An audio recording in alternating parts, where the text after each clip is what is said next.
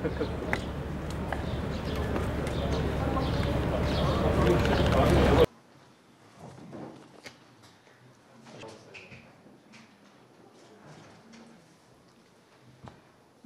25 Kasım Kadına Yönelik Şiddete Karşı Uluslararası Mücadele Günü ve bugün yeni bir farkındalık oluşturmaya çalışacağız. Kadına yönelmiş şiddet aslında insanlığa yönelmiş şiddettir, hayata yönelmiş şiddettir.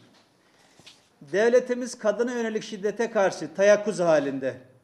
Şiddet yapanları cezalandırmak, şiddet mağdurlarını korumak için çok sayıda, çok farklı alanda düzenlemeler yapıldı, yapıyoruz. Yasal düzenlemelerle kısmi iyileşmeler sağladığımızı söyleyebiliriz. Ancak dünyanın her tarafında olduğu gibi bizim ülkemizde de yasal düzenlemeleri yetmiyor, sorunu kökünden çözmüyor. Bu bir bilinç meselesi. İnsanlık bilinci meselesi. Ancak bu bilinci geliştirebilirsek meseleyi çözebiliriz. Her erkek aslında bir kadının çocuğu.